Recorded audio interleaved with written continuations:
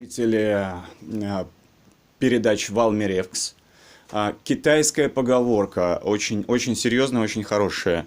Мама, хочешь год довольства – расти рис, хочешь 10 лет довольства – расти сад, хочешь 100 людей. Мам. Хочешь, а мязи хочу я.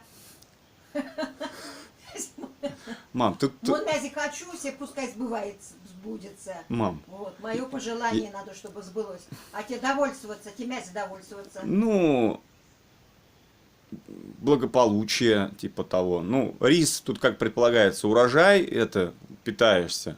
Чтобы постоянно питаться. Azdan kuva kalere kim sormadım demeli переведем, семей ловомс.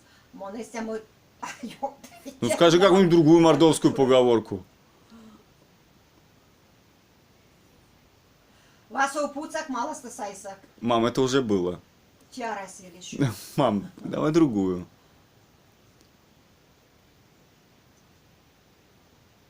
А вать купца натявит туеть. Ой, какая хитрая шовинистическая поговорка.